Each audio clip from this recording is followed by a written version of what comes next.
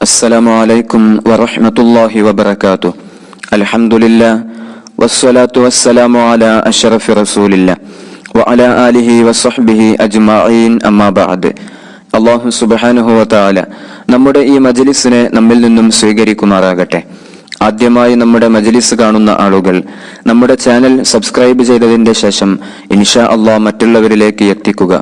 നിത്യജീവിതത്തിൽ നമുക്ക് ഉപകരിക്കുന്ന ഒരുപാട് അമലുകളാണ് ഇൻഷാ അല്ലാഹ് നമ്മൾ ഈ മജ്ലിസിലൂടെ പറയുന്നത്.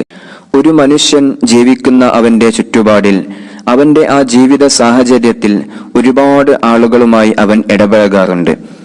ഇതിൽ ആരാണ് അവന്റെ യഥാർത്ഥ സുഹൃത്തുക്കളെന്നും അതുപോലെ തന്നെ അവന്റെ യഥാർത്ഥ ശത്രുക്കൾ ആരാണെന്നും അവന് മനസ്സിലാക്കാൻ സാധിക്കാത്ത ഒരു സമയത്താണ് നമ്മൾ ജീവിച്ചുകൊണ്ടിരിക്കുന്നത്.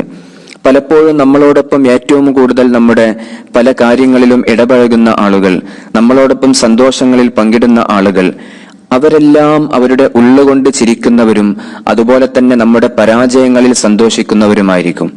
നമ്മൾ ഓരോ വിഷയങ്ങളിലേക്ക് ഇറങ്ങുമ്പോൾ, അതല്ലെങ്കിൽ നമ്മളോടൊപ്പം അവർ മറ്റുള്ള വിഷയങ്ങളിലൊക്കെ പങ്കെടുക്കുമ്പോൾ, നമ്മൾ സന്തോഷത്തോടുകൂടി അവരെ വിളിച്ച് നമ്മുടെ കാര്യങ്ങളിലൊക്കെ ഇടപെടുത്തിയതിന്റെ ശേഷം അവരുമായിട്ട് നമ്മൾ എല്ലാം പങ്കുവെക്കും.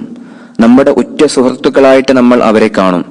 അതൊരു പക്ഷേ കുടുംബങ്ങളിൽ നിന്നാകാം, അതല്ലെങ്കിൽ കൂട്ടുകാരിൽ നിന്നാകാം, നമ്മളോടൊപ്പം പഠിച്ച നമ്മുടെ ചെറുപ്പത്തിലുള്ള കൂട്ടുകാരിൽ നിന്നാവാം. ഇങ്ങനെ തുടങ്ങി പല ജീവിതത്തിന്റെ പല സാഹചര്യങ്ങളില് നമ്മൾ പരിചയപ്പെട്ട ആളുകളില്, അതല്ലെങ്കിൽ അയൽവാസികളില്, ഇങ്ങനെ തുടങ്ങി പലരിൽ നിന്നും ഈ വിഷമങ്ങൾ അനുഭവിക്കാറുണ്ട്. നമ്മൾ നമ്മുടെ മനസ്സിൽ വിചാരിക്കുന്നത് അവര് നമ്മുടെ യഥാർത്ഥ സുഹൃത്തുക്കളായിരിക്കുമെന്ന്. പക്ഷെ നമ്മുടെ എല്ലാ വിഷമഘട്ടങ്ങളിലും അവർ നമ്മളോടൊപ്പം നിൽക്കുകയും നമ്മുടെ വിഷമങ്ങളിലും നമ്മുടെ പരാജയങ്ങളിലും അവർ സന്തോഷിക്കുന്നവരായിരിക്കും. അവർ കൽബ് കൊണ്ട് ചിരിക്കുന്നവരായിരിക്കും. ഈ സാഹചര്യത്തിലൂടെ കടന്നു പോകാത്ത ഒരാളും ഉണ്ടാകില്ല. എല്ലാവർക്കും ഇതുപോലത്തെ അവസ്ഥകൾ ഉണ്ടായിട്ടുണ്ടാകും.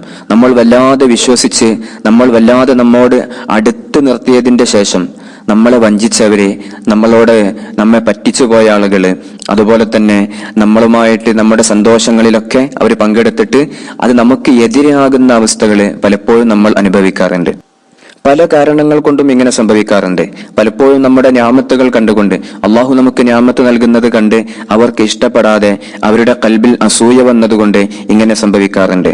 അതുപോലെ തന്നെ ജോലിയിൽ നിന്ന് നമ്മളോടൊപ്പം ജോലി ചെയ്യുന്ന ആളുകൾ ഉണ്ടാകും. പക്ഷെ ആ ജോലിയിൽ നമുക്കൊരു പുരോഗതി കാണുമ്പോൾ, നമ്മൾ ആ ജോലി നന്നായിട്ട് ചെയ്യുമ്പോൾ അതിൽ അസൂയ വെച്ച് പുലർത്തുന്നവരുണ്ടാകും. അതുപോലെ തന്നെ കുടുംബപരമായിട്ട് സ്വത്ത് ഓഹരി ചെയ്യുന്ന സമയത്ത്, അതല്ലെങ്കിൽ കുടുംബങ്ങളിൽ നിന്ന് എന്തെങ്കിലും നമുക്ക് ലഭിക്കുമ്പോൾ, ഇങ്ങനെ വാപ്പയിൽ നിന്നോ അതല്ലെങ്കിൽ വാപ്പയുടെ വാപ്പയിൽ നിന്നോ സമ്പത്തുകൾ മുതലുകളൊക്കെ കിട്ടുമ്പോൾ അതിലൊക്കെ ഒരു ഇഷ്ടമില്ലായ്മ പ്രകടിപ്പിക്കുന്ന പല കുടുംബക്കാരും നമ്മുടെ ഇടയിലുണ്ടാകും. അതുപോലെ വലിയൊരു വിഷയമാണ് മാതാപിതാക്കളെ കാരണം കൊണ്ട് പരസ്പരം ശത്രുക്കളായി തീർന്ന മക്കളുണ്ട്. മാതാപിതാക്കൾ കൂടുതൽ സ്നേഹിച്ച് കൂടുതൽ കാര്യങ്ങൾ ഒരു കുട്ടിക്ക് ചെയ്തു കൊടുത്തതിന്റെ പേരിൽ മറ്റു കുട്ടികളുമായിട്ട് മറ്റു മക്കളുമായിട്ട് ശത്രുത ഉള്ളവരുണ്ടാകും. അത് സ്ഥലമോഹരി ചെയ്തതിന്റെ പേരിലോ അതല്ലെങ്കിൽ ഈ നിത്യജീവിതത്തിൽ ഒരു കുട്ടിയെ മാത്രം പരിഗണിച്ചു എന്ന് മറ്റു കുട്ടിക്ക് തോന്നിക്കഴിഞ്ഞാലും ഈ രൂപത്തില് അവർ പരസ്പരം ഒരു എതിരാളികളായിട്ട് വരുന്നത് കാണാറുണ്ട്. ഇതിൽ അതുപോലെ തന്നെ വളരെ പ്രധാനപ്പെട്ട ഒരു കാര്യമാണ് അമ്മായിമ്മമാരും മരുമക്കളും നാത്തൂന്മാരും ഇവർക്കിടയിലുള്ള ഒരു ശത്രുത. ഇതൊക്കെ ജീവിതത്തിനെ നശിപ്പിക്കുന്ന കാര്യങ്ങളാണ്.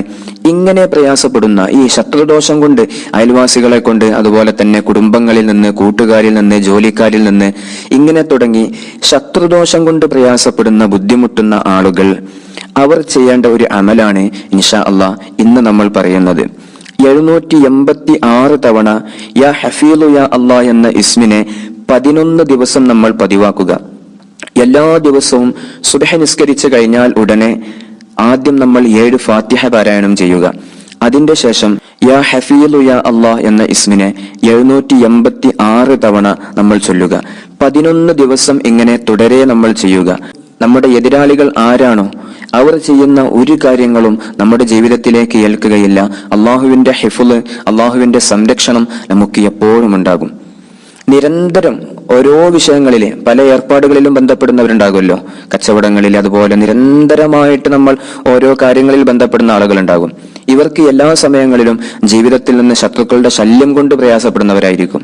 ഇങ്ങനെ നിരന്തരം ബുദ്ധിമുട്ടുകൾ അനുഭവിക്കുന്നവർ ഈ വീഡിയോയിൽ കാണുന്നത് പോലെ ഇത് നമ്മൾ എഴുതിയെടുത്തതിന്റെ ശേഷം നമ്മൾ ഇത് നമ്മുടെ പേഴ്സിലോ അതല്ലെങ്കിൽ നമ്മൾ താമസിക്കുന്ന നമ്മുടെ റൂമിന്റെ ഉള്ളിലോ നമ്മുടെ ഷെൽഫിന്റെ ഉള്ളിലോ എവിടെയെങ്കിലും ശുദ്ധമായ ഒരു സ്ഥലത്ത് നമ്മൾ സൂക്ഷിച്ചു വെക്കുക.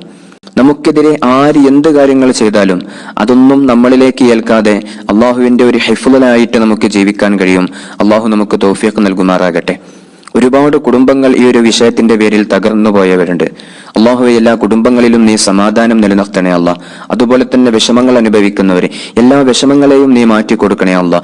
എല്ലാ സിഹർ പോലത്തെ മാരകമായ വിപത്തിൽ നിന്ന് അള്ളാഹുവെ ഞങ്ങളെ നീ കാത്തു രക്ഷിക്കണേ അല്ലാ. ഇൻഷാ അല്ലാ. അസ്സലാമു അലൈക്കും വറഹ്മത്തുള്ളാഹി വബറകാതുഹു.